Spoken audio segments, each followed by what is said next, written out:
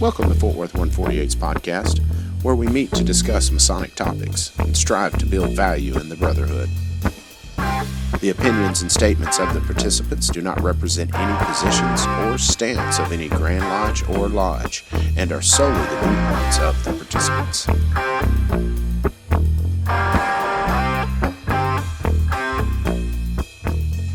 Welcome back to the podcast, brothers. This is Rick Moore, past master of Fort Worth 148. This is Eddie Kirkendall, sitting Master of Ceremonies at Fort Worth 148. And this week, starting off the new year, we have a new special guest for us. And if you'd go ahead and introduce yourself for us. Hello, everybody. I'm Curtis Collier. I'm a current Master Mason at 148. It's good to be back, fellas.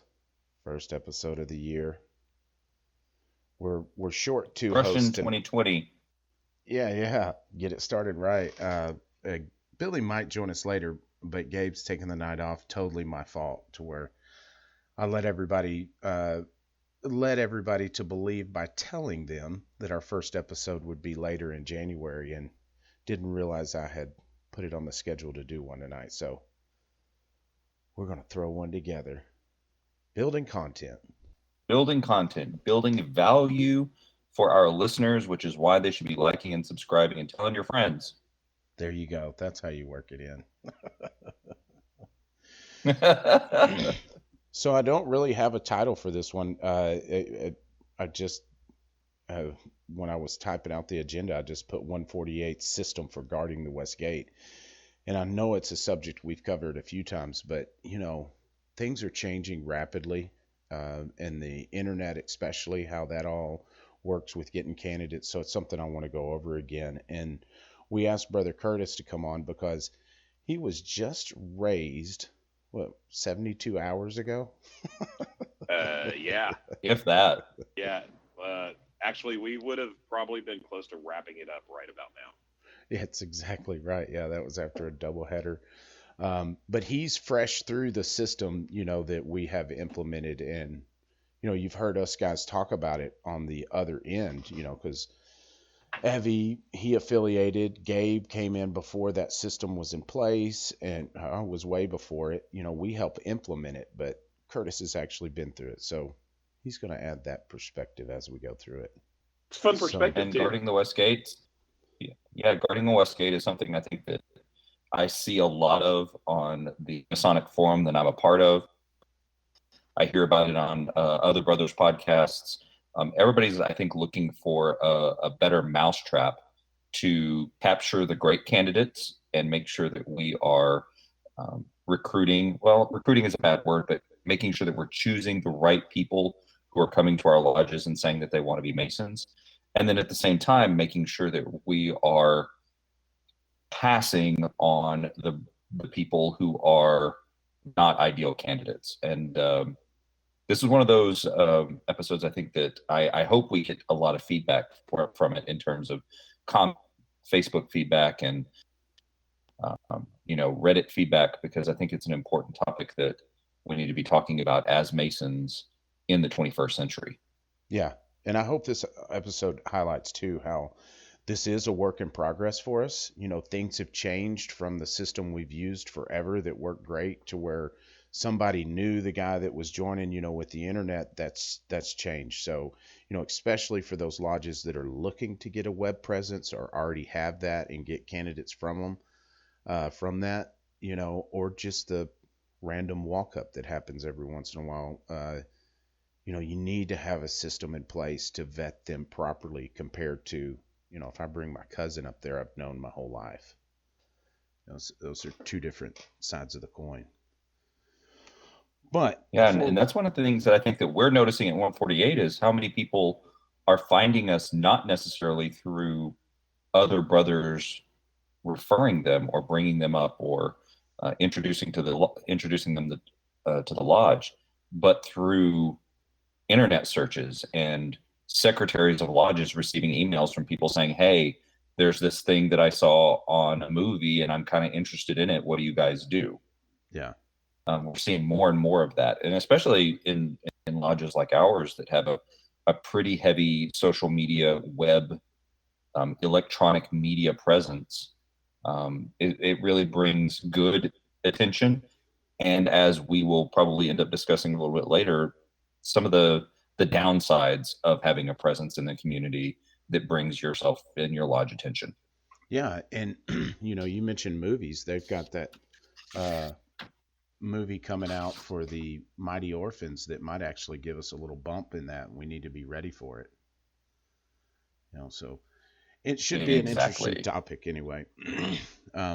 Before we do get kicked off, I didn't have any discussion questions. I just wanted to kind of, do the teaser for the year because we do have a lot of good ideas for episodes lined up. Hopefully, we'll be able to pull a few more of those in-person recording sessions off.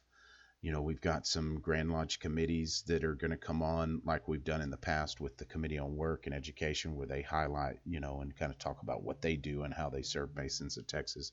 So it should be a good year for the podcast, and, help us spread the word. The more guys that listen, hopefully the more information we can spread about the craft out there, and the more ideas we can get. And then also, before we move on, Texas Masonicon, by the time this is released, it's going to come out Thursday when Grand Lodge is kind of kicking off. So this will give you something to listen to on your trip down there, and get ready for the Grand Lodge special, because that's when it will be released, when we'll sell tickets for 2020 Texas Masonicon for kicking off at $45. So that's a steal. A steal. Yeah. We've got. I'm excited for this to be my first Masonicon. It's going to be good. We've got some great speakers already lined up, confirming a few others, but things are really shaping up. I'm very excited for this one.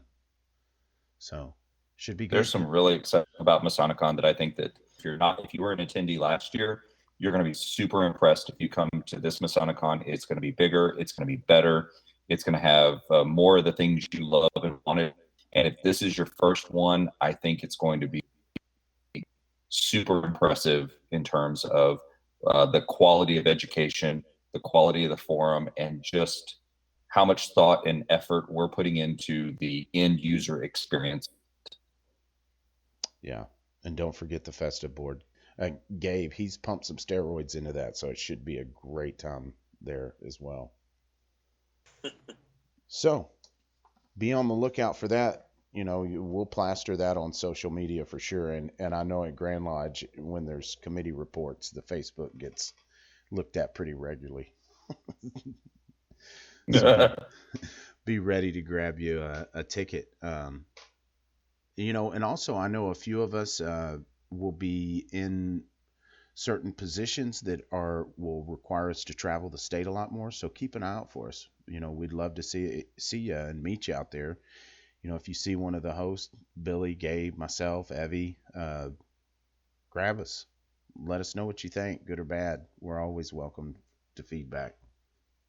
We always delete the bad ones anyway, so. I'm just kidding. Just kidding. Well, let's jump into it. We'll start off this whole thing by, I've cut most of the personal questions out because we'll kind of get into that, or they don't really apply. What lodge did you join? Everybody knows that. But Curtis, if you would, just tell us a little bit about yourself outside the Masonic lens.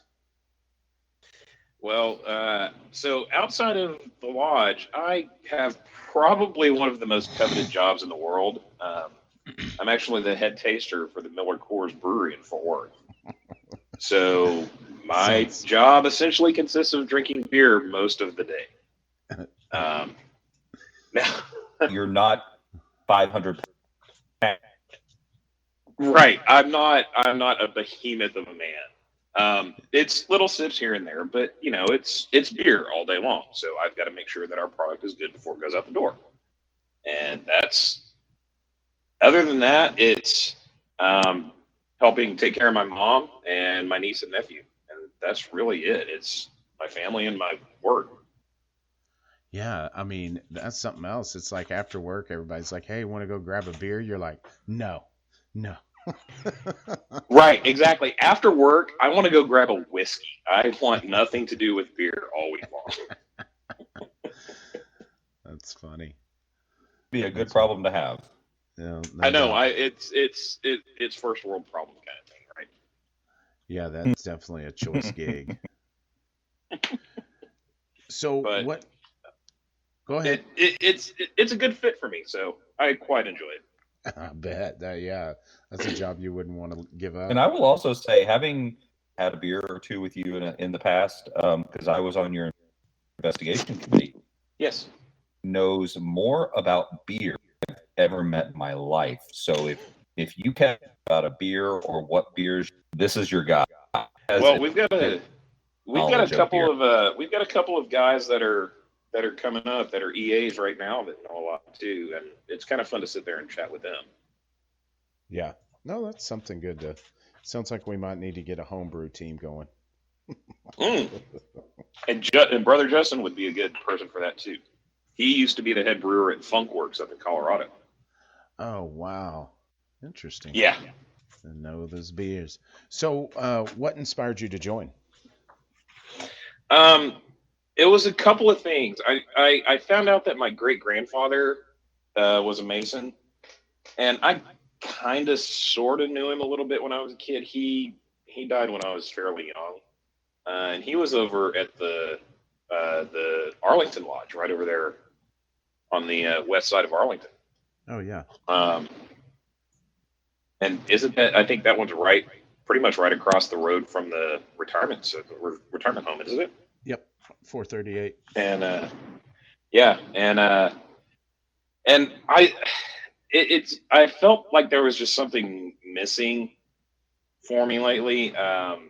Just as far as not really as far as my friendships go, because it was just a different interaction that I needed with people, Mm-hmm. and I realized that I tried to come into the lodge before and realized it wasn't for me pretty early on, and decided to take a break to see if that's what I wanted to do. And then once I came back this time around, I just kind of realized, yeah, this is what's missing. It's just there's something that's kind of hard to describe that's on the inside of me that it just clicked, and I realized this is what was missing.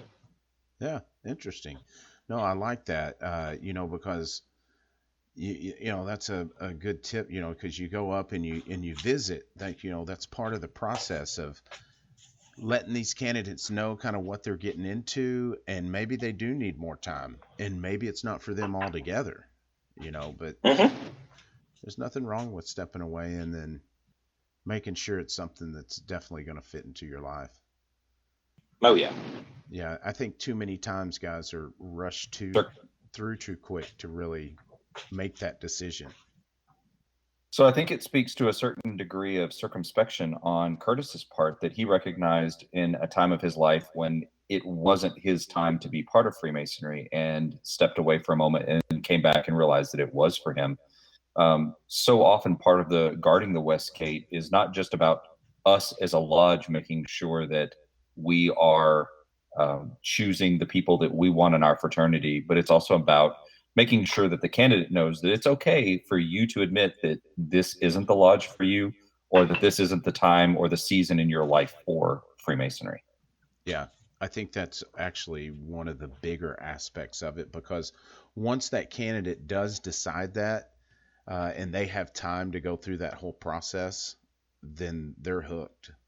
They latched on. You've got them for a little while anyway. Yeah, that's exactly what happened with me. Because once I got in and realized that, yeah, this is where I need to be right now. This is for me. Then it really was. I balls to the wall, all in. Interesting, like it. I'm sure we'll discuss that a little more. So I know you're brand new, but I wanted to ask Yes. the question anyway, and you may not have an answer, and that's fine. Can you give us an example of how the fraternities made you a better man? I don't think that's happened yet. What I'm hoping happens, and I'm really excited to start on this trek, is I would like to get into the officers rotation. Mm-hmm. And I'm hoping that that helps me be a better man and a better leader of men. Oh, yeah, it'll do that if you go all the way through. Yeah, because that's something that I felt that I've been lacking in my personal life and my professional life, and I need that extra shove. Yeah. And what's funny about it is I went through the chair when I went through the chairs, you get in the moment and when right after you're done with it, you don't really see the changes that have been made. And maybe they haven't happened at that exact time, but the metamorphosis of it has started. But the more I contemplate on my year and the things that I had to go through and the way I handle things now compared to the way I handled them then, it's all attributed to that leadership role that I had. And it wasn't just worshipful master, but that was a heck of a year for me. I had a lot of different things thrown my way that, essentially kind of had to grow up overnight. I was like 26 years old, way too young. Well, and if But I also might add to that for just a moment, Britt, you made the point that sometimes you don't see the transformation happening mhm. while it's going on. It's kind of like, when you lose or gain weight, you really don't notice it, especially around the holidays, until somebody says, hey, Tubby, how you doing? Or, hey, you're Yeah. losing weight. I think it's the same thing with these kind of leadership qualities. And personally, I've seen Curtis, some of the changes that are already happening in you, because I remember the first time that you and I met, I really felt like you were a little bit quieter. You were more of a like a wallflower, kind of sitting back, Oh, absolutely, gauging, kind of figuring it out. 100%. And now all of a sudden, you're the guy who's out there helping the EAs study, helping the fellow craft study. You're the person who's getting education together and making sure people are learning the catechism.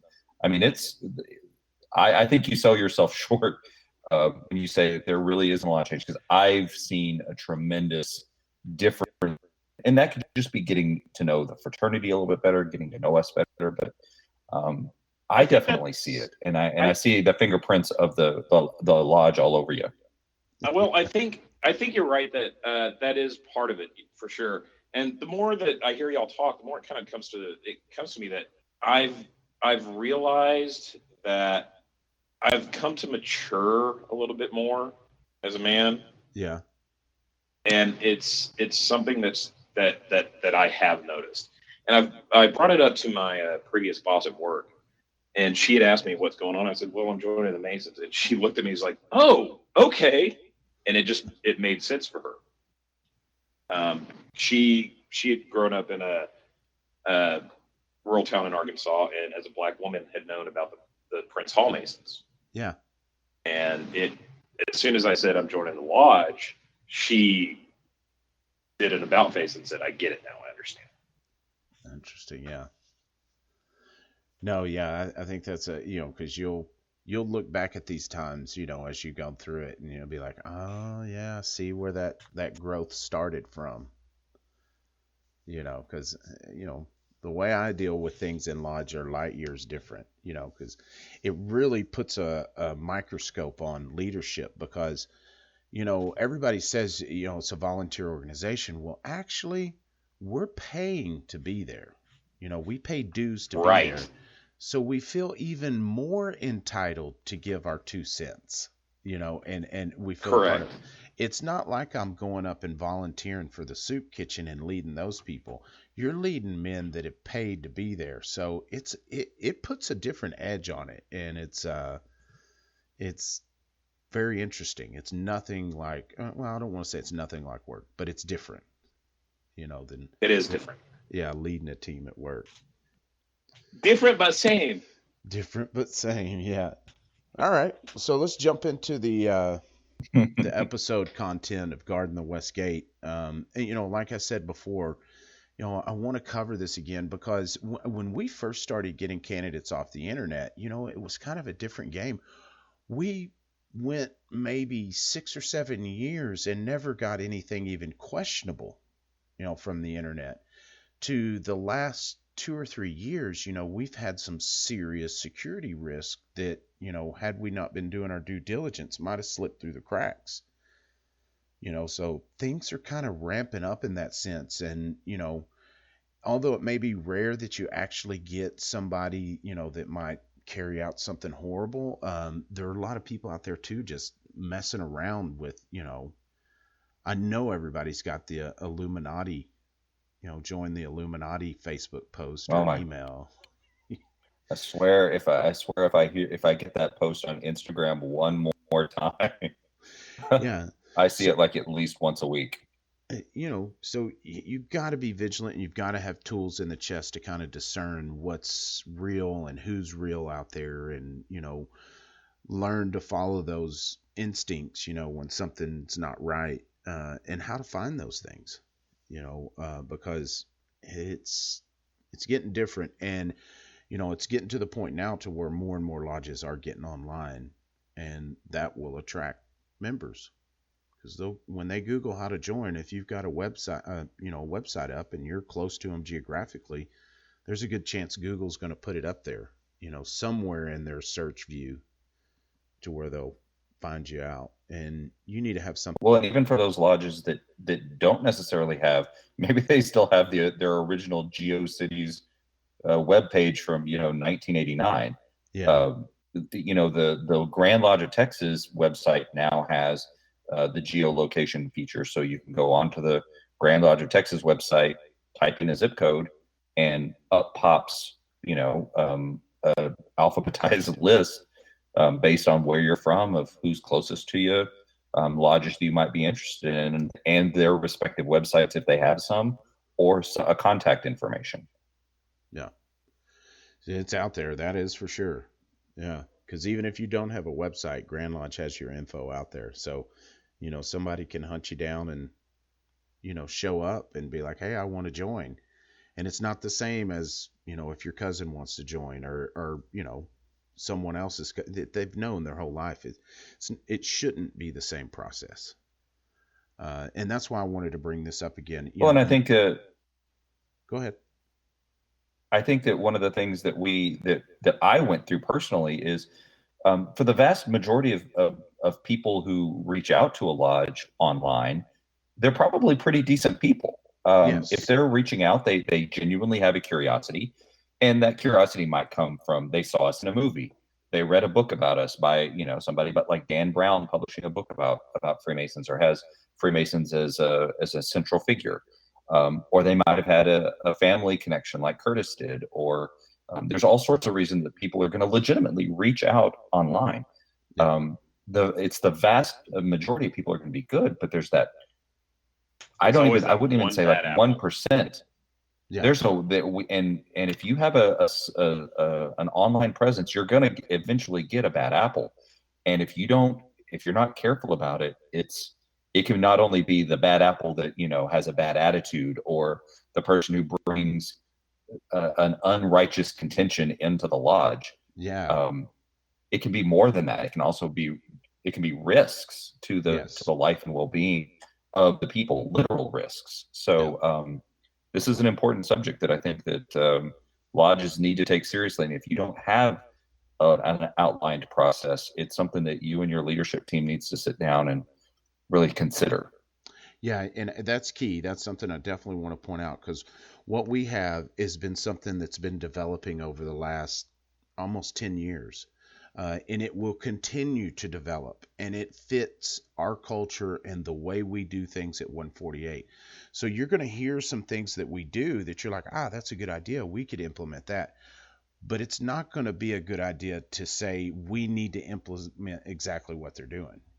Figure out what works with your system, because you may not get as many candidates like we do that no one knows, but be ready for when you do get them. And what we'll go over, we'll give you a couple of tips and tricks, how to kind of weed through that, because it can be daunting and it is cumbersome.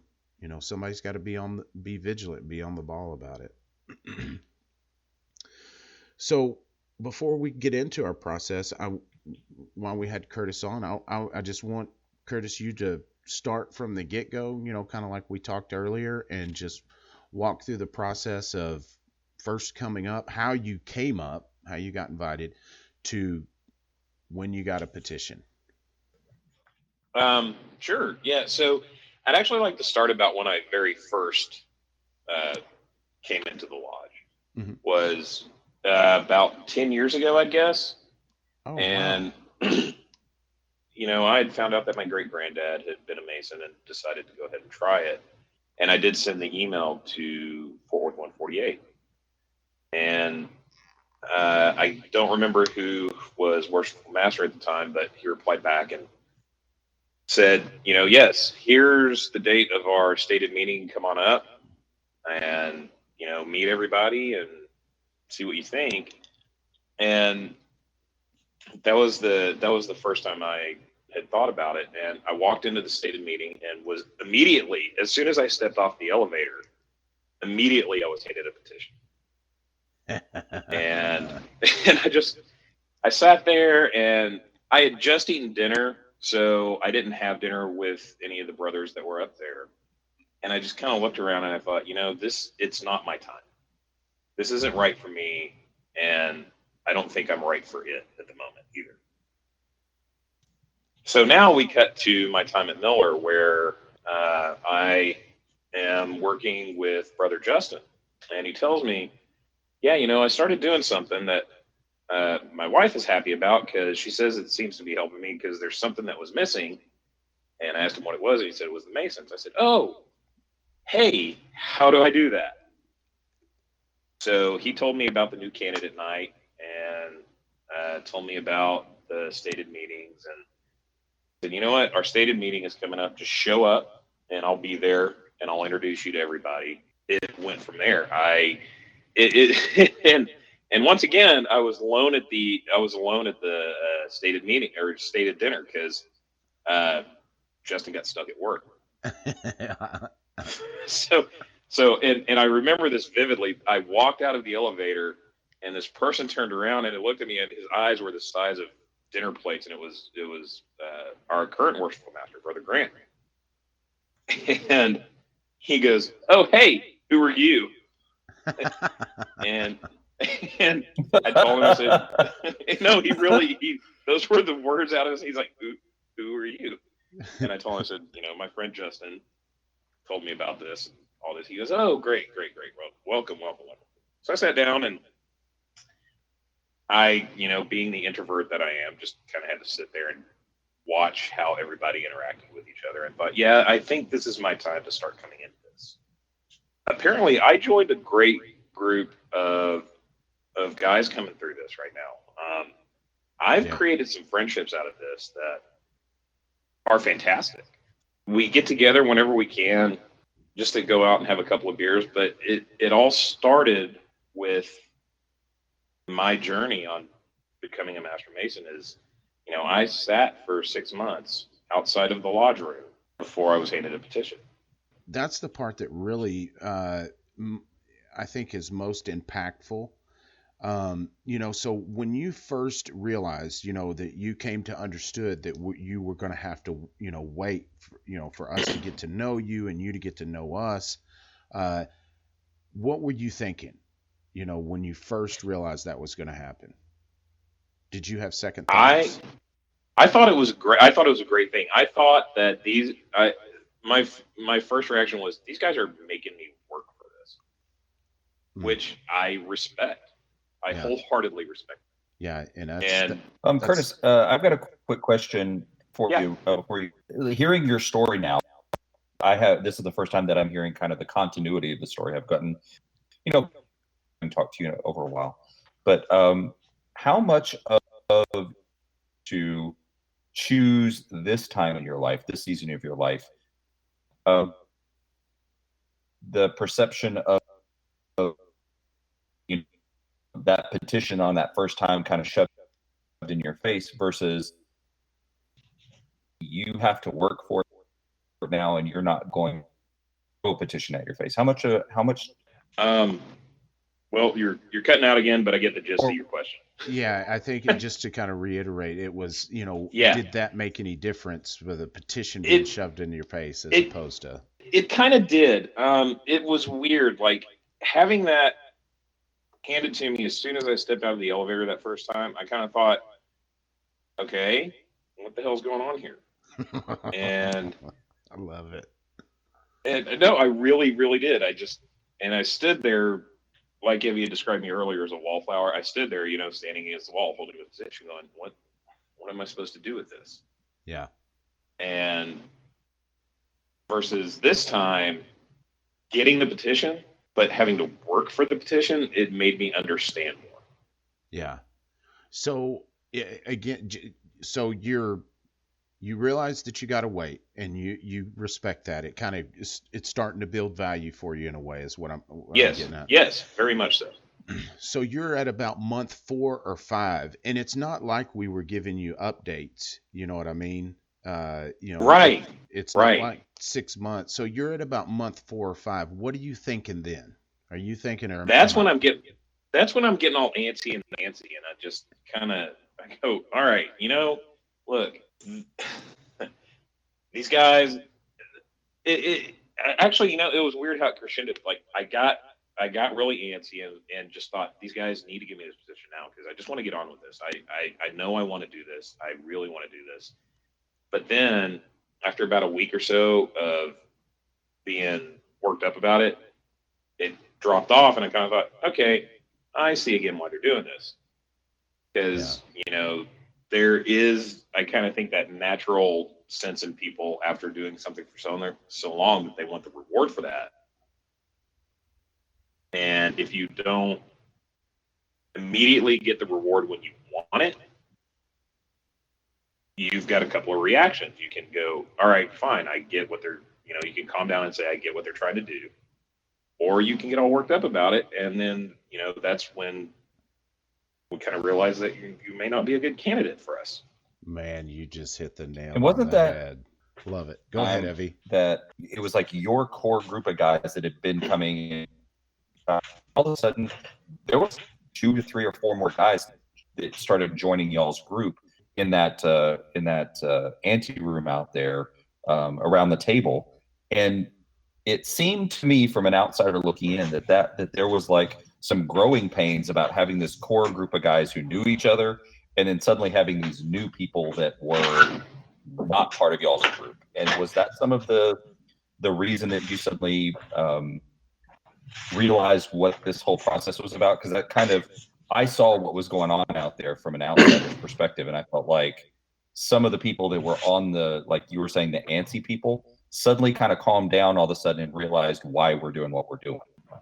I think so, because out of the current out of not the current, but out of this core group of guys that came in, I was the last one. There were a few stragglers that came in here and there, and actually one of which I think he might have been one of the antsy guys. He got a petition the first time he showed up, and I haven't seen that guy since. But also everybody else that showed up that was kind of antsy about it, I haven't seen them since either. Like they may have showed up once or twice after, but they've pretty much cut out. Yeah. And there was a gap between, this core group with me and the next group that's about to come in. Yeah, because it was several months between us inviting a couple of other guys upstairs, and we'll get into the whole process of that. I think in a little bit more in a little bit. But there was a quite a gap, if I'm not mistaken, like a month between your core group. We had some stragglers, but then there was like a new group of people that just kind of showed up. Yeah, and that we invited up, and it was interesting seeing that core group of guys react to this new group of newbies coming in that were like, it was almost like the cool kids looking over at the new kids in the lunchroom going, what are you guys doing? That's the best way to put it. It was pretty funny to watch from an outsider. I don't know if you saw that, Rit, or not, but it was pretty funny to watch. Yeah, no, it's interesting, the things you see through that process. No, I definitely saw that, and it was a case of the cool kids looking at the new kids coming in, But it also changed to a case of the cool kids going, "Hey, come over and sit at our table." Yeah. That's exactly what happened, and it really that was, yeah, I definitely saw that happen too. That was pretty cool. So you're finally through that process and you get handed a petition. How do you feel there? I feel like it was worth it. I mean, it was a very weird kind of muted elation at getting the petition. It seemed like all of this work that I had put into being and changing and interacting, it all came to fruition. So to just kind of continue this question line and to kind of skip ahead, after your initiation, and this is total speculation, do you think since you had time to get to know all of us, I mean, we were on a first name basis by the time you're initiated. Mm-hmm. We've known you for almost a year. Do you think that made the degree that much more special? Oh, absolutely. Mm-hmm. Absolutely. I wish that I could go back and start it all over again. I kind of do. I really kind of do, because I want to see how the now me would interact with all of this. Yeah, well, get ready. Buckle up, baby. It's a bumpy road. We got plenty of more challenges. It's a rough and rugged road. So is there anything else that stands out to you before we kind of dive into our process?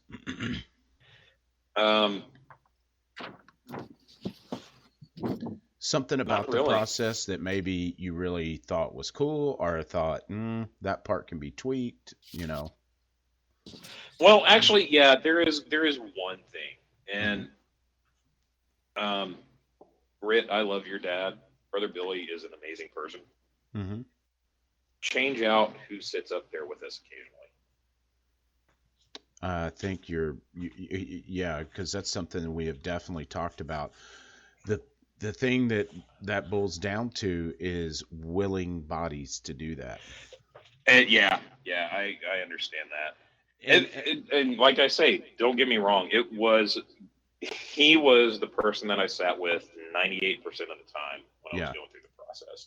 And it was very informative and very enlightening listening to him, because he knows a lot.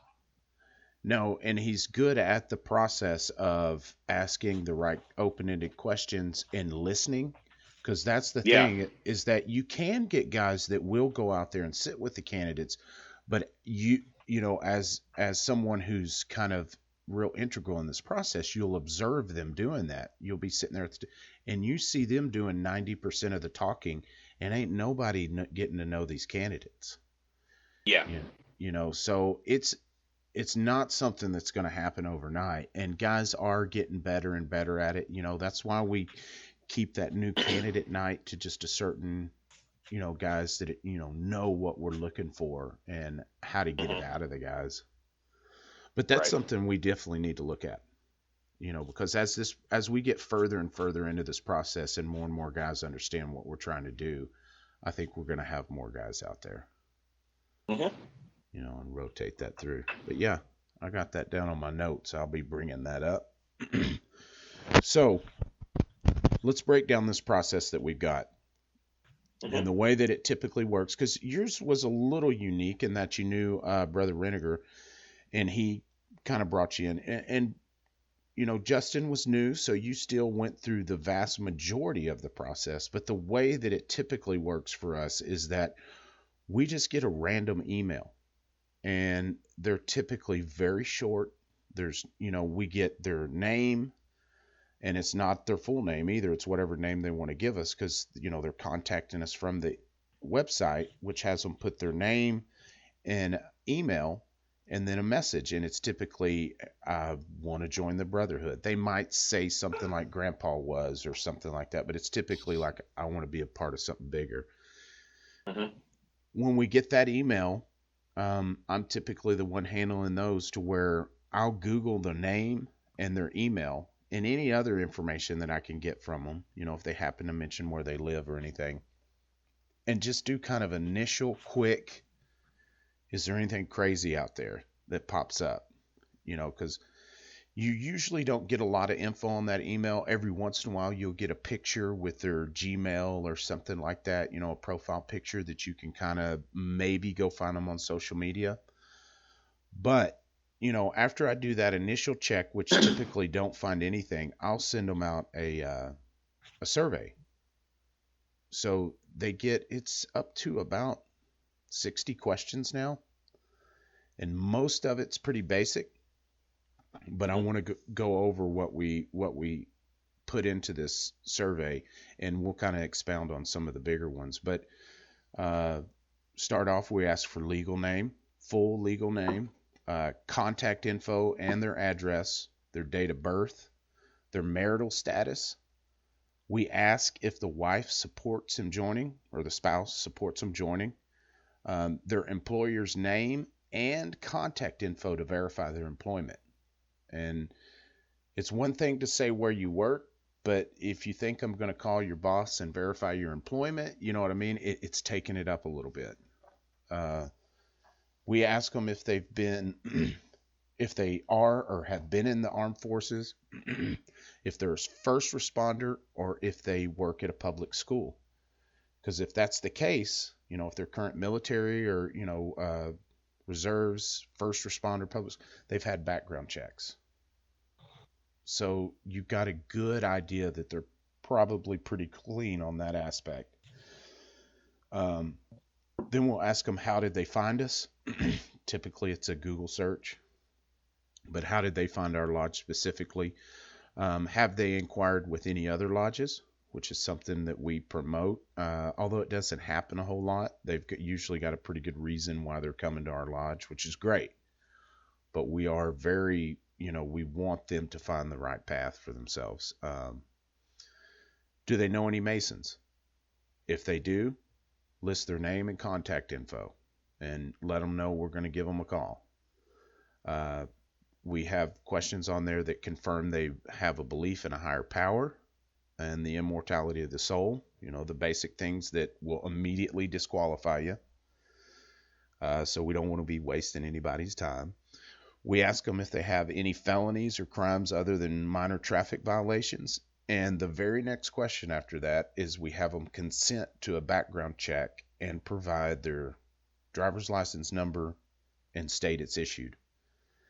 Granted, we don't do that, and we definitely should start, but I think that you'd be surprised at that, that actually would be a little bit of a deterrent. Because we've had many guys, come through that have had silly stuff, on their record, and they're upfront from the get-go about it, So we go over we have questions that go over the process as far as time commitment and financial commitment, dues, degree fees, things like that, and that it's not just a pay and you're out, you got the title kind of thing. There's a lot of work in it. We explain there to be a home visit, and that if they have a spouse, we want them there. We'll schedule towards that. The day we meet, if that jives with them, because that's probably one of the biggest factors of us finding someone another lodge, is that they can't meet on Monday nights. We'll confirm they understand we accept all races and most religions. But the big one that we've added recently is 3 character references that are non-Masons. We just want character references. So if you don't know a Mason, even if you do, we still want 3 additional character references. And that's just been something we've recently added, and it has slowed our candidate. In the last month and a half, it has considerably halted the amount of people that fill out that form. So is that in addition to the other three Mason references? So yes, that's totally different, because what you're talking about is on the petition. And when it comes to that, we'll get those for you when you go through the whole process. Right. But if you do know a Mason, we ask them that in the form, and we want to know them, we'll contact them.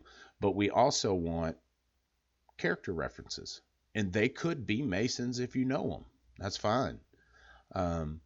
But by and large, most people might know a Mason, that they kind of, yeah, my boss is, I saw his ring, but they don't know him well enough to put him down as a character reference. But they'll have others that they can put for that. It's definitely slowed things down, which is a good thing. It's a good thing because, well, I mean, we'll go over the stats later in the show, but when it comes to the percentage of guys that actually email and make it, it's not very high. So this is just another way to weed out that, not waste their time and vice versa. And that's something that I think every lodge should consider putting in if they don't know the guy. Because there's nothing, we have that freedom per Grand Lodge law to add these additional aspects to our investigation process, especially for guys that we have no one knows them from Adam. I 100% agree with all of that too, especially seeing as the world's changing now. I think that's a great way to go. No, and also, except for my character references, because I don't trust those guys. So I think that there's probably some brothers who are out there listening to us, grown on about this really lengthy process, kind of rolling their eyes, going, we get one petition every 6 months. Why would we put somebody through this? Chances are it would drive them away more so than anything else. Mm-hmm. But I think that for context, people have to remember that our particular lodge is just outside of downtown Fort Worth.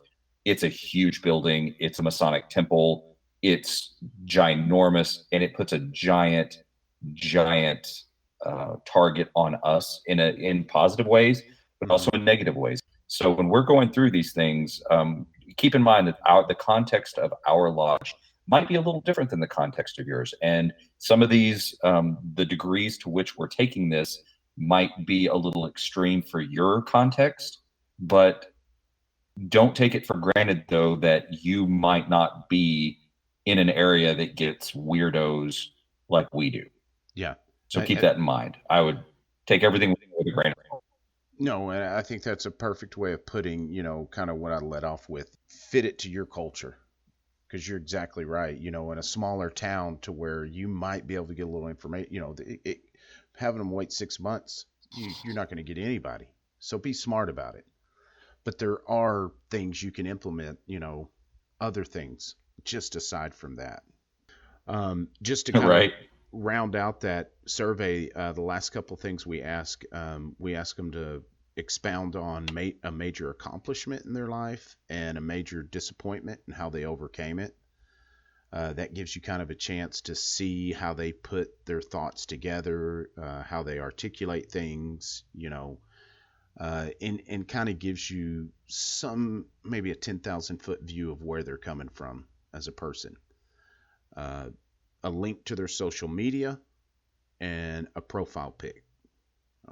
That way, if they do get invited up, we know who to look out for. And you've got all this information, and this was all developed because of safety concerns. But what we found out that this information that you compile, you're getting to know this guy on a level that you wouldn't have if he hadn't filled this out. So when this guy does become a member, you know him that much better. You know where he's going to fit in, that he's here to be on the charity team or he's a ritualist. You start getting those inclinations from gathering this kind of information. The key, though, and it also gives us a sense of if they've given us answer A during this process and suddenly we get answer B during getting the know them process, it gives us a basis for comparison to know, is this person telling us what we want to hear? Mm-hmm. Are they fibbing to us, or are they being consistent with the narrative that they're sharing with us? Yeah, that's a good point too. I mean, there's nothing wrong with collecting data. It can only serve you well, if you go back and review it and use it. So, create your own survey for these moments. It may not be needed every time in your lodge, but it's going to serve you well, on those times you need it. The key to the whole survey, though, is that we collect information to really do a thorough search on the internet with them. You'll be surprised at how many free background check things there are for public records and stuff like that, to kind of make sure they're not a hardened criminal. What social media will tell you, because you can go look at somebody's profile and it's like, this is kind of questionable. And you start digging through his friends list, because you can quickly tell who he converses with, those top friends. You can find out a lot about what he's doing. Things may be on his friends page that aren't on his, and there's nothing wrong with that. This guy's about to be a member of your lodge. You better look in every nook and cranny you can find. So LinkedIn. And also websites like the Texas Sex Offender Registry website.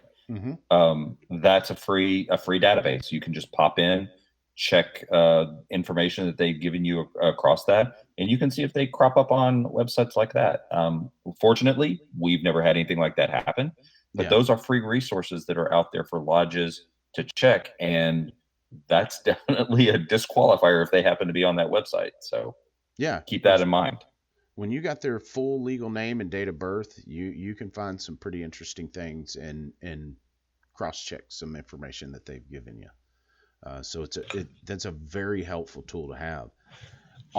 We do all that after they fill out the survey before we ever respond to them. And if they pass the mustard test at that point and don't have, something silly on their Facebook page that would disqualify them, they get invited up for what we call new candidate night, but it's kind of being rebranded to prospect night because we're trying to discern who has a petition and who doesn't. So a candidate would have a petition in our lodge and a prospect is working on it.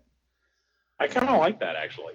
Yeah, because it gets confusing, especially when we had 9 and 10 of you sitting around the table. It's like who's a member and who's not. Right. Because the once a monthers, they wouldn't know. Yeah, it's kind of helped discern things. But when they're invited up on that first Mondays, they're invited into the basement meeting room, so they don't get to see that building. They literally walk in the door and hang an immediate right. So they see the basement doors and the conference room down in the basement. And they meet usually 2, maybe 3 of our brothers there that have been trained on, asking the right questions and to all that good stuff. But they don't even get in the door until they show a picture ID. That's something new that we've implemented here recently as well, because it's easy to go online and pose as somebody else. You can be the perfect candidate, with a little Google search on any name that, you know what I'm saying? So we want a valid ID, and that'll get you in the door. So they'll sit down with these guys for about an hour or so, and it's basically just like a, hair on the back of your neck stand-up check. Because there's no way we're going to get to know them in a night, but the basic stuff. Do they have a place to live? Do they support themselves? Can they put sentences together? Are they not just overall scary in quotation marks? I think we've only had one guy that didn't make it past that. Most of the time guys make it through that process, but not always. And one of the interesting things is about, I actually am a recent joiner of the team that is down there interviewing these people. And one of the first things that we tell them is our job down there is to try to get you not to join our lodge. Because we would much rather have you there than your money. And we want to make sure that they know what they're getting into and that we get rid of all of their illusions about what being a Freemason is and find out what they think that Freemasonry is all about. And I think you and Brother Witt are excellent at that. And Jamie, too. I don't think you've gotten to interact with Jamie lately, but he's definitely... He digs into them, and really, we really have a great camaraderie down there that really gets a sense. But we tell them up front, we might want you, but we don't need you. I love that line, yeah. And that that is an important thing for them to understand. I think it's also important. That was an important realization for us to understand that regardless of what our membership is, whether we are a small lodge, whether we are a large lodge, whether we are wanting to get new members and grow, or whether we're where we want to be and happy with the group that we got, it doesn't matter. We have to be willing to say to people, no, you're not a right fit for us. Yeah. And it doesn't, and we might need people, we might even want people, but we're not going to compromise our integrity to fulfill membership numbers.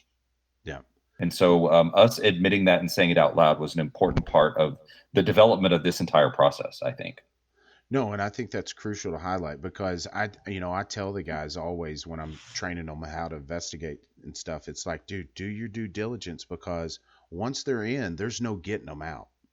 They like have to really do something serious to get them out, but they could be a severe thorn in your side, just not work with the team well kind of person that just throws a monkey wrench in everything you try to do and you can't get anything done.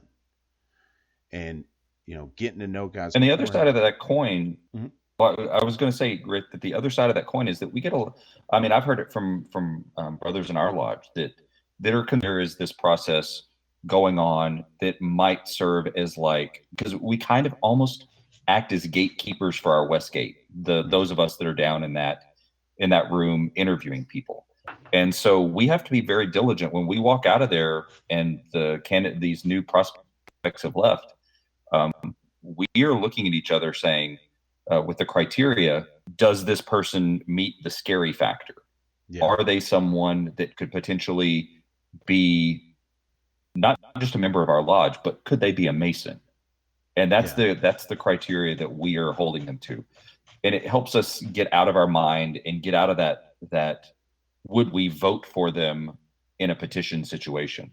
Because our job down there isn't to make sure that every single person that comes through is going to be a part of our lodge, or that we want to make sure that they have a certain look or a certain sound or a certain this or a certain that.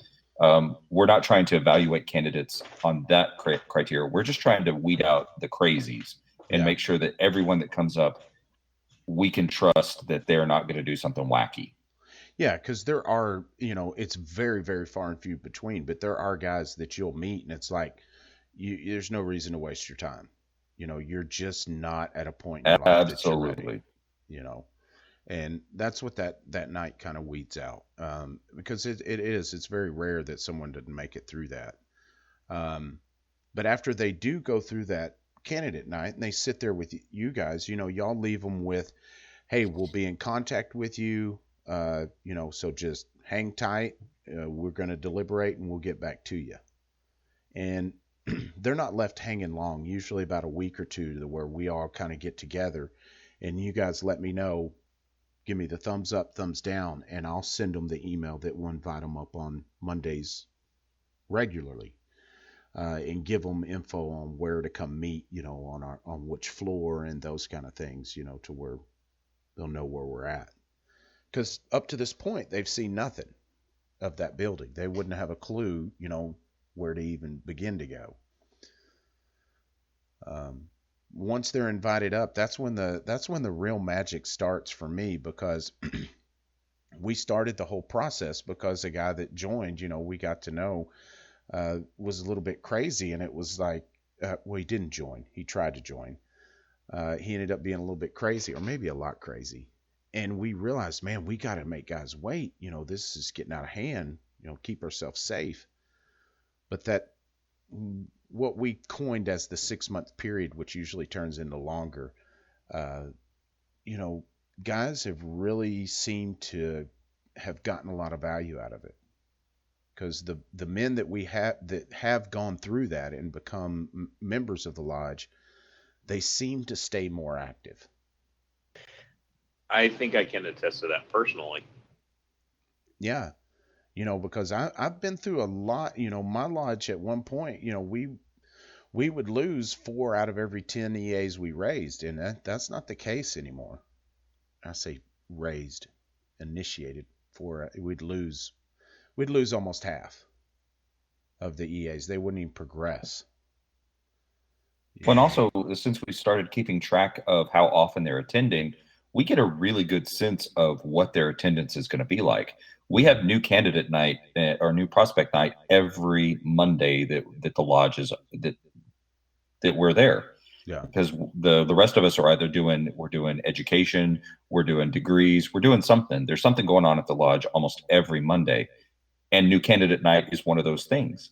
Yeah. And we get a sense of, are they going to be there? Are they diligent? Are they on time? Not that we're really checking timeliness. We're seeing how their time management is. Are they coming? Are we getting to know them? Or are they showing up, like once here and once there? Because they're the here and nowers, we want them. If they're the every other or, every other month we're seeing them, Yeah. those are the people that's probably not the season for them. No, you're Yeah, totally and right. I gotta say I kind of agree with your assessment on the losing like 50% of them coming up, because after I got my petition and I started looking at who all was coming up, it seemed like everybody that came up after me until this new group that's about to come in has disappeared.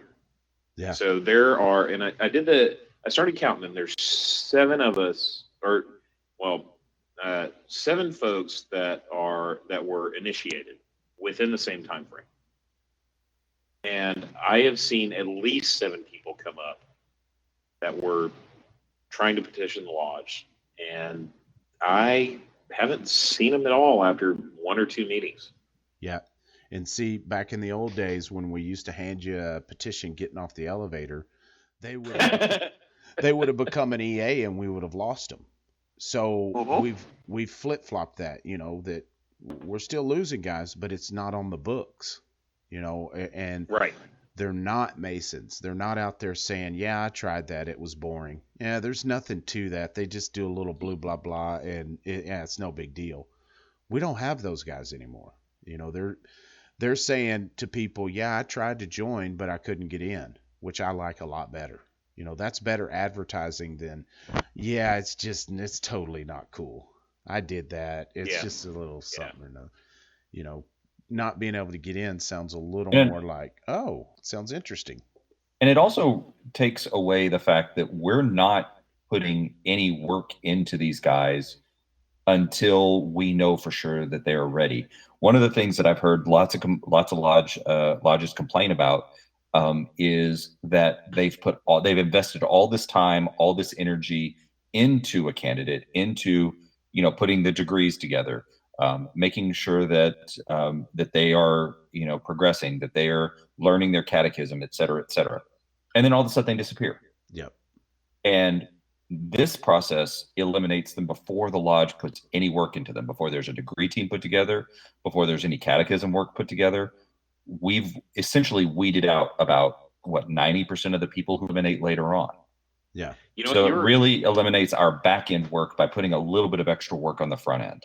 You're exactly right, because this group with me we are the ones that kept us all together. Yeah. It's not like we didn't interact with you at all, but we interacted with in our own little clique. We interacted with each other more than we interacted with y'all, and it seemed like we were pushing each other to go ahead and get this done. Yeah, that's something I've definitely noticed, is that you'll have what my dad and I call classes, to where there's definitely something to that process of having us get to know the guys, but there's just so many side effects that happen from that it's like I'm sold on it. It seems a whole lot like the Montessori way of teaching stuff. Like, oh, I'm going to do this, and the kids are like, "What are you doing over there?" Yeah, and they just kind of follow, and that's exactly what happened with all of us. Like I say, 99.9% of the time, it's all good that we're getting out of this 6 months. But every once in a while, it does come up to where we actually find something that's like, hey, we've either got to pull the guy aside and say, you this is not for you. You're not coming up anymore. Or even in worst case scenario, like this guy doesn't need to be a Mason at all anywhere. And Right. he, would be dealt with accordingly. Um, but, without that time process, there's, several instances I can think that, we have dodged some major bullets on, bringing guys in that would have been trouble. So on the lesser side of that, though, like having somebody sit through the whole 6-month period and realize that they're going to be a good Mason, but they're not going to be a good fit for us. Mm-hmm. How is it trying to find them maybe a new lodge to land at? That's actually usually pretty easy. We've actually experienced that very recently, and the guy that it wasn't a good fit for us is already petitioning at another lodge because I went to that lodge personally, and I was like, look, here's what we've done with this candidate, and they're like, oh my gosh, he's been vetted 3 times over, and I tell him I'll vouch for him. We've got other guys that'll vouch for him, and put us down as references, and they're like, let's get him going. So there's ways to, make that transition happen very smoothly, but you just got to be there for the guy.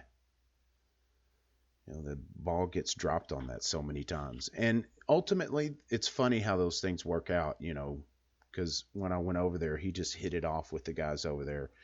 Great personality fit, and I just sat back and was like, man, it's weird how these things transpire to work out for the best. It's always great. And I also think that it's a testament to the fact that even though we have worked this process of bone, we have spin around and burned some serious neural energy trying to get this process as streamlined and as efficient and as fine of a net to catch the people we need to catch as we possibly can.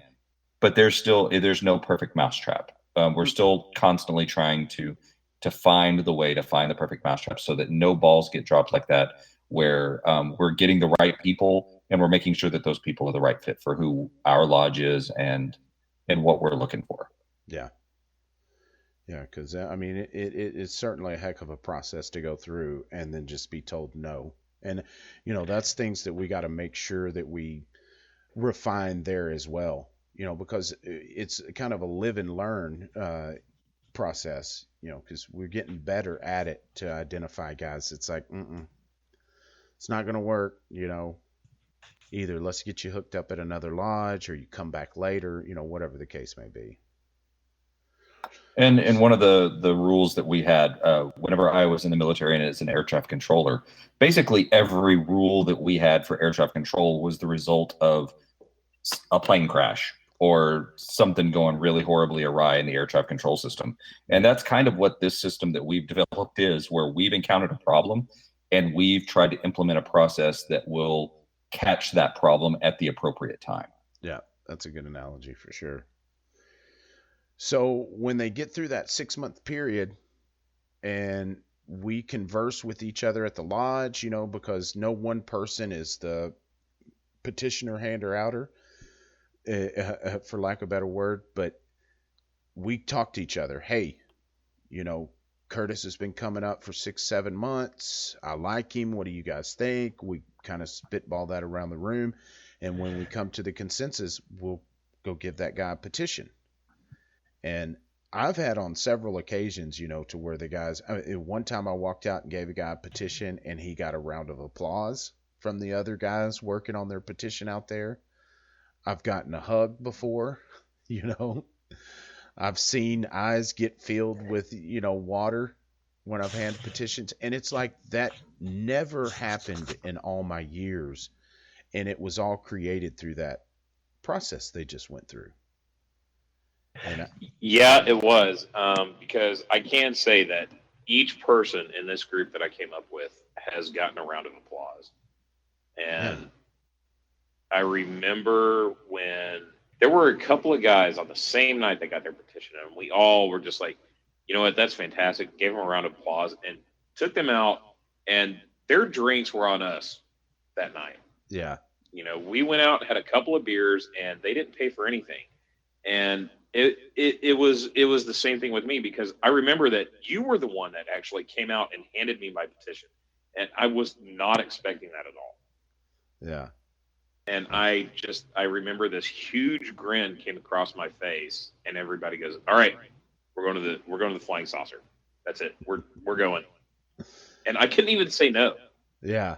No. So that's kind of the camaraderie and brotherhood that built up through that 6 months. Is, you know, yes, I may be ahead of the folks that I came in with, but whether I'm ahead of them or not, they're still my brothers.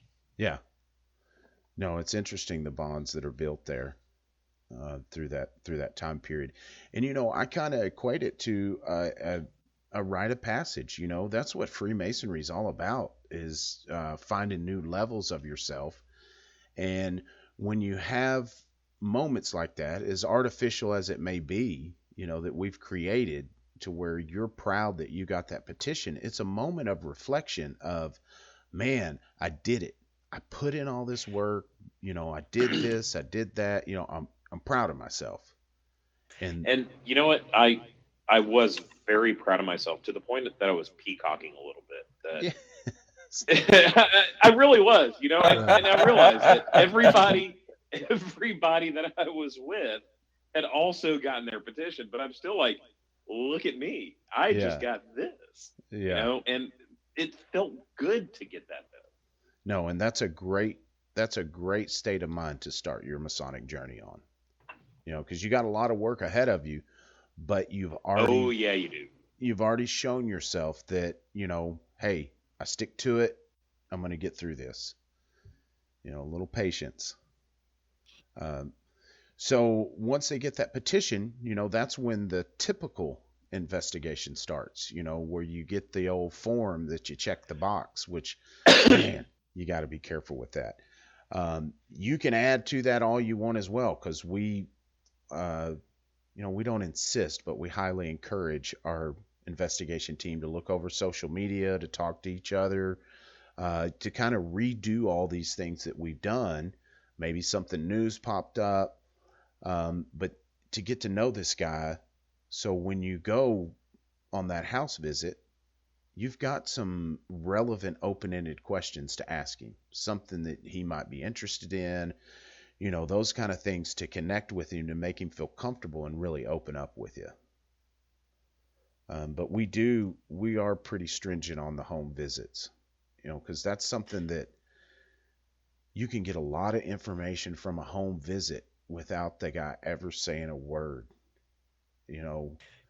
Yeah, you really, really, really can. Yeah. So on my investigation committee, my home visit was our worshipful master. It was Brother Grant. Mm-hmm. And I actually was a little petrified of him coming to my house. Yeah. And it's not that it's because of who I am. It's because it's a much older house that I am working on redoing. So it is in a shambles right now. Yeah. And so I just kind of sit here and think, oh, crap. You know, he's gonna think I'm just some hoarding, messy, horrible person. Yeah. But, you know, I take him to where we're both going to be comfortable, and he you know, he sees everything that's going on in my house, but once he sits down with me, he also realizes, oh, okay, I get it, I understand. Yeah. No. And I think that's the best part of the home visit, is you can see what's going on initially, but then you can also get a sense of what's going on with the person that's living there. Yeah. And I mean, this story may sound made up, but you may meet the nicest guy in the world and then go on the home visit and he's got a portrait of Adolf Hitler in his home. And it's like, oh, we've got an issue. And you would have never known that had you not go to his house. Wow, that escalated quickly.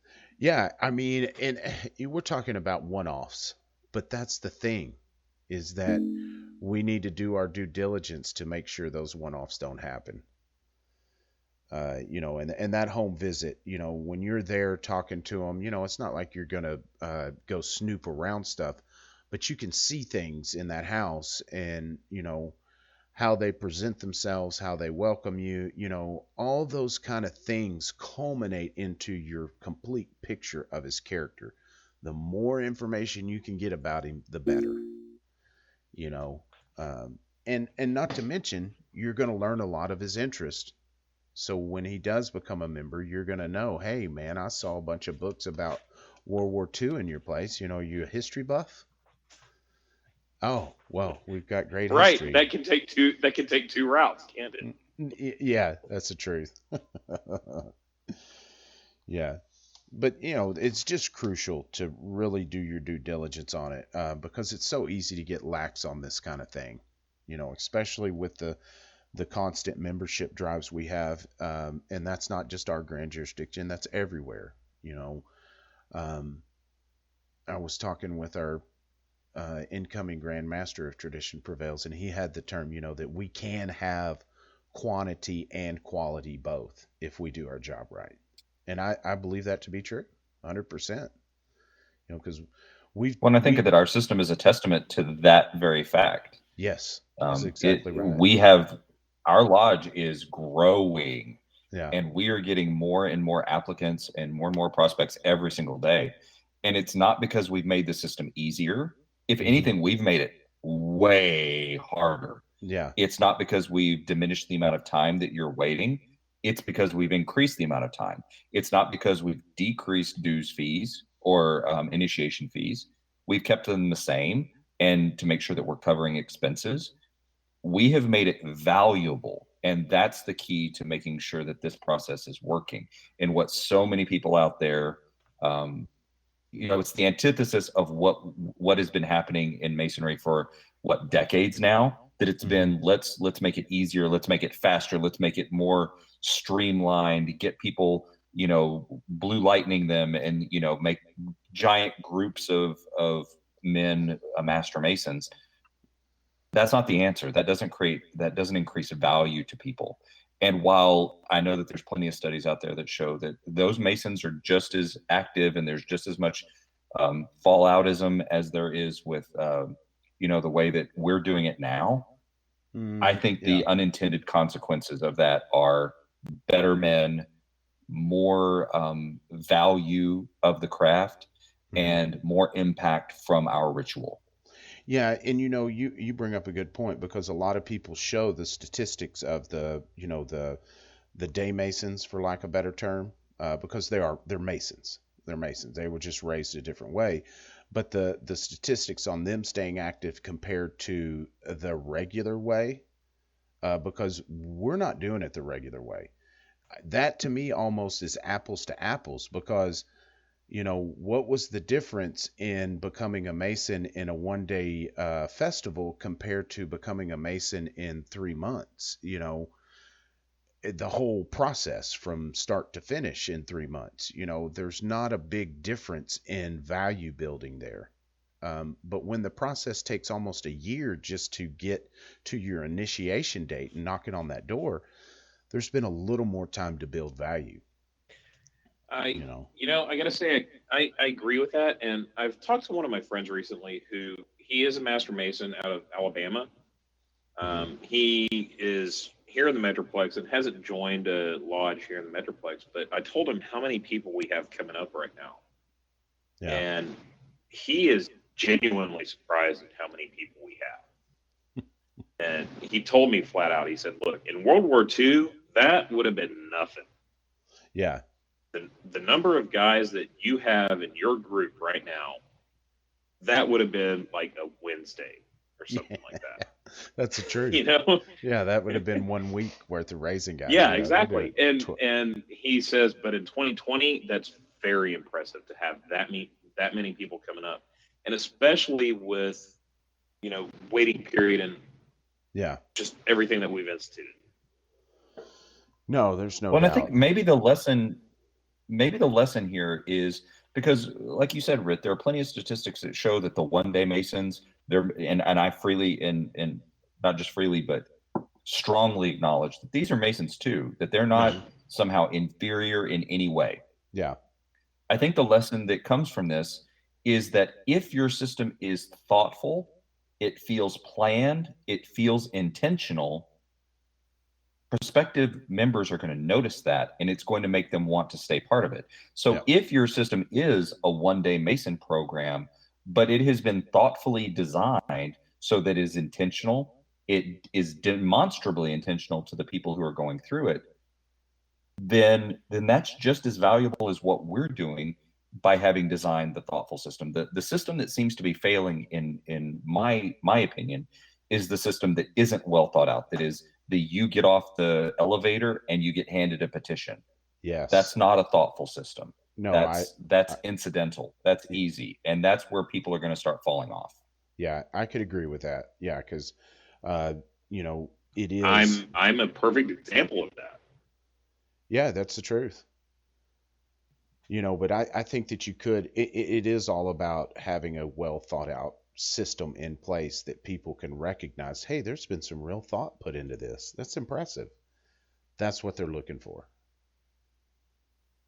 So I think that's a good point to highlight, because a lot of times we get in that mode of what's the program we're going to be doing, or what system do we do next, that's going to save us. It's really and truly going to be unique to every one of us, because what works in Fort Worth. One of the things that's really come up to me lately that I have been really cooking my noodle about is the idea of, there's so many questions being asked out there in the craft about how do we get better members? How do we get more members? Mm-hmm. And I will respectfully say that I think that those people who are asking that question are asking the exactly wrong question, because we know how to do this. We've done it before. We know what success is. It doesn't take a PhD in organizational management to understand what makes for a good, thriving organization. The question that people should be asking is that they should be finding the better why. There's a great movie out there that I watched many years ago, and it's a classic story of good versus evil. And there's a character the evil character is trying to persuade this fella to join his side, and the guy that he's trying to persuade asks him, "Why are we doing this?" And the bad guy says, "Why are you asking why when how is so much easier?" And that's the problem. That, I think, illustrates the problem of what's going on right now. We're asking how when we already know how, and it's getting in the way of asking the really important question, which is finding the better why. Yeah. The better why to why are we doing what we're doing? Why are we trying to get better? Create a system that is efficient, but strongly weeds out those undesirable candidates. Why are we doing it? Get your lodge a better why, and you'll have better processes. That the how is incidental. The why is the important question to ask. Yep.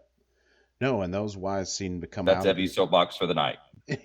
No, and once you start developing your lodge culture and you realize, hey, this is the route we're headed, this is what we're all about, it's a lot easier to identify that why. Because that's like you say, I mean, it doesn't matter if you're doing golf tournaments. If you're doing the best golf tournaments, men are going to be attracted to that. If you're a ritualist lodge and you're doing good ritual, men are going to be attracted to that. But if it's all mediocre, not well thought out, nobody really wants to be a part of that. I got plenty of that. I got a hole in my couch from my mediocreness. No, I agree. It seems like you want the people who are asking themselves, why am I doing this? Yeah. No, that's exactly right. That's the kind of guys we're looking for. And when we don't vet these guys in any real fashion, we're letting in guys that just, Johnny come latelys, you know, and don't really have the wherewithal to dig into masonry or anything, to make it successful. So, we got to be vigilant because, something I've learned from this is that, yeah, we could turn this faucet on and we could be initiating 35, 40 guys a year. We'd probably still be raising 10 or 12 a year. And we could turn that money faucet on. But, I would much rather take that smaller group of men that are going to be active and spend my time with them and enriching their Masonic journey than wasting my time on guys that I probably know won't be around in another 8 months. Amen. Yeah, I mean, it's a work in progress. We get better and better at it every week, every month, every year.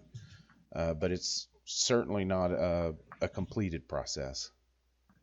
But it's something that should be considered by every lodge. And I gotta say, through each step of this, being initiated and then being passed and then being raised, I really did ask myself each time, why am I doing this? And I gotta say, when I was raised on Monday, in the second part, when it all started out, I kind of sat there and went, "Oh, what the hell is going on here? What did I do? What did I do wrong?" Yeah. And it all kind of came together and made sense right there at the end. Yeah. And I think that's something that a lot of folks should be asking themselves through each step of the process. Well, and if we don't allow time for it, if it's just a rush to get them through, the candidate really doesn't have time for it. And we just got to understand it's a unique process that works on each individual time, because I've seen guys come in like you and just blast through it all, and next thing you know, they're a master. And we've got guys that have been EAs for over 3 years that are still very active, and they work on their work, maybe not as consistently as they should, but they're still getting after it. And it's just the way their process is panning out. And we're cool with that. Yeah. We work on their time when it comes to that process, as far as getting raised, because we're not going to tell you your year's almost up, you better hurry. That's not going to come out of our mouth. It's, right. Your year's almost up. Here's a form to give you another year. And, I got to say that also, I think that when I was handed the petition, I was told that, oh, you don't ask for a petition. It just appears in front of you. And this was within the group that I came in with. Having that happen, I think, makes it builds the confidence within you to wanting to continue with all of this and get as far as you possibly can. Yeah, I think you're absolutely right. You've got a lot already invested in it, but you've already shown yourself that with a little time, patience, and perseverance, you can overcome, the obstacles Masonry will put in front of you. Right. And patience is not a virtue that I contain. I don't have that in droves by any means. Yeah. But I had to teach that to myself doing this. There is no doubt that's one thing Masonry will teach you is patience. Yes. Yes. I mean, we still mail most of our forms by snail mail.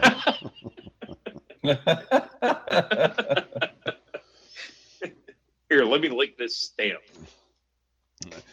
To kind of wrap this up, I know we talked about the stats a little bit, but these are some that I just kind of spitballed, because I've got all the numbers in there and everything, but I didn't crunch them completely. I just kind of looked them over, but give or take, from the email, from the amount of men that email us that want to join, it's right around 60%, probably a little bit less, that actually make it to petitioning the lodge and becoming a member, which is precisely what we had on EAs becoming masters. And now we see about probably closer to 95% of our EAs that become masters. Granted, that can take a little while, but I'm not going to discount you if you've been an EA for 3 years, but you're still active. We still see you every other Monday, if not every Monday. That guy we haven't lost, and he's going to progress. So we've literally flip-flopped those numbers. And when it comes to the guys that don't make it through, that's rarely dealt with at the ballot box. Typically, most of the guys just kind of disappear. We just don't see them. They quit coming up on that Monday. They figure out it's not for them, or they don't have time for it, whatever it may be. They just kind of flutter away. I can think of 4 or 5 instances to where we've had to tell guys, that, it's not the best time.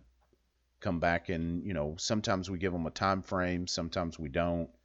But we've had to have those conversations too, to where they keep coming up, but they're just not ready. It might be age, it might be job, might be new kid. There's so many variables. And then when it comes to active from the guys that we've raised, because it used to be you get raised and, if you didn't become an officer, it was usually a year, maybe a year and a half, and we'd just start seeing you less and less until we didn't see you anymore. That was so we'd, out of Master Masons, we'd probably get about 30 to 40% that would stay active, and I'd say we're closer to 60% on that now. And I think that's a pretty dang good number. I don't think you'll ever achieve a high 80, 90%. And when I say active, I'm talking, making it to more than just stated meetings that are there to help with degrees and things like that. Where we used to have 4 or 5 guys on any given night like that, we'll have, 12 to 15 on a. What would you say, Rit? Like on Monday nights, we probably do what, about 47 to 50 Monday nights a year? Yeah, it's pretty close to that. It's about 45. Yeah, because we do every Monday except for holidays. So we're not. Yeah. Well, my point in asking that question is to illustrate that our lodge isn't just a lodge that's active on stated meetings once a month, and that's it. Yeah. We literally are going up there every Monday. For the only times that we're not there are on the mandated holidays from Grand Lodge, and the holidays that our temple is closed. Yeah, and that we can't be up there. Yeah. So, I mean, it's had surprising effects because, when we first had the idea to implement this process and to start it, we were doing it all out of safety concerns. We didn't even think it would affect our stats on who stays active and progressing and things like that. But man, it has had a major effect on that. So there's a lot of magic and mojo in that process, and that's why I wanted to go over it again, because not only are there crazies out there that this could help prevent, you getting them in your lodge and making them a Mason, but it's going to build a lot of value for guys that actually do become members. If you've got a system in place, doesn't have to be ours, doesn't even have to be close. It's just got to be something.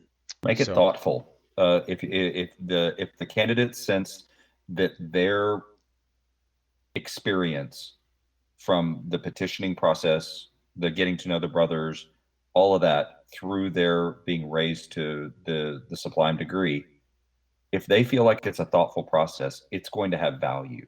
Mm-hmm. But if they feel like it's haphazard, that you're just flying by the seat of your pants, and it's not a system that makes sense to anybody, then they're going to sense it, and they're going to see kind of a diminished value in it. Yeah. And those are the people that are probably going to fall off the bandwagon at some point. Yeah, it's so easy to check out at that point. It's like, they're half-assing it. I'm out. Well, I mean, once again, I can say I can personally attest to that. Yeah. Because that's exactly what happened with me. Yeah. And you said it was 10 years ago that you first came up to 148? Yes. So that would have been 2010, maybe 2011? Yeah, anywhere from 2008 to 2010, somewhere in that time frame. Well, hopefully it wasn't. I was master in 10, 11. But Oh, I got hello. I got Did no. you Wouldn't hand me that the have been funny petition if when you I were the stepped off the elevator? We Wouldn't that had have to been have funny if met, you were the one stuffing a petition in his pocket? dude. And trust me, I would not put it past you that it was me, because that's the way we did things back then. Right. It was just 10 years Right. ago. It was as quick as we could get that petition out. That was just the Yep. MO. Yep. And, like you said earlier, Evie, with the plane crashes, we just started building off of each plane crash we had in that process to where we've come to this. And I think it's really weird. I mean, because there's no way that we didn't meet at that point, Curtis. It's really weird. I'm trying to think back of because if I wasn't master, because I was senior warden in 09, 010, and then I was senior deacon in 07, 08. And I was in every aspect of what that lodge was doing, because there's only like 6 of us there. That's interesting. I love it. I didn't even know that you'd had that experience, especially at our lodge before I had you on. I love that little twist, because Yeah, I know, right? that definitely, Crisscross. it drives the nail home that what we're doing is it's right. It's what we need to Right. be doing. Exactly. So you guys got any closing thoughts before we wrap this up? I do actually. I would like to say to anybody who's listening, any EAs or prospects or anybody who is currently just working through this, don't be intimidated. Everybody learns at their own pace, and all of us are willing to help you out. And that is probably the best thing that I've found in all of this is I realize that I learn at my own pace, and I realize that I learn in my own way. But it's helped me help my fellow brothers do what they can do to learn all of this work. And it is a lot of work, and it requires the time. You have to put the time in. Don't be intimidated by it. Yeah, I like that, because that made me kind of realize that, all that time you guys were sitting out there, well, I say all, really after the first month or so where we start getting to know you, we're all silently cheerleaders for you guys. Like, man, I hope Curtis keeps coming up. We are having those conversations, like, I really like Justin. I hope he sticks this process out. We want you to win, but we can't tell you that because it kind of defeats the purpose. Right. And you mentioning Justin helps a lot because, and I don't want to sound conceited about this, but I like to think that I helped Justin a whole lot on this journey and get into where he needed to be. It wasn't only me, but he and I played off of each other really well, and I kind of like to think that I drove him to learn more and faster. Yeah. That is a beautiful example of how this thing works, of making good men better. Because right. I'm the best at sitting on that couch and watching Netflix. I'm mediocre. Oh, we all are. Yeah. I'm mediocre at my ritual I am work. a gold medal recipient of binge watching. Monday morning quarterback. Yeah. But you're not going to get better until you get around other men that push you. Right. So it's an interesting take. Evie, you good? I'm good. I've gotten all my soapboxes out. It sounds good. Well, the quote about the week that I have, this is a fraternal quote. I thought it fit so well, and I know everybody's heard it, and it's almost become the cliche Masonic quote, but I love it. It's by Brother Albert Pike, and it's what we have done for ourselves alone dies with us. What we have done for others in the world remains and is immortal. And if you think about the process that we talked about tonight on bringing in new candidates for the future of our fraternity that will progress our fraternity long after we're gone, we are part of an immortal process. Freemasonry's been around for over 300 years. That's getting into immortal territory. You know what I mean? We're keeping it alive. And we need to keep that, in our thoughts when we're doing this, because who you initiate into our craft is going to investigate the next guy who's going to investigate the next guy. And it's going to stem from where you set that bar. So keep that in mind. The process you're a part of is a big one. So if you want to contact us, check us out at footworth148.org, our website there. You can contact us through there. At Facebook, we're at Fort Worth Lodge 148, or you can email us at info148@footworth148.com or .org. I'm sorry, info148@footworth148.org. And then you can learn more about the Texas Masonicon event at texasmasonicon.com, and that's where the tickets will be sold for the Grand Lodge special that will go on purchase today that this is released. If it's not today, and how many of us hosts are going to be at Grand Lodge? It's going to be me and you, Rit.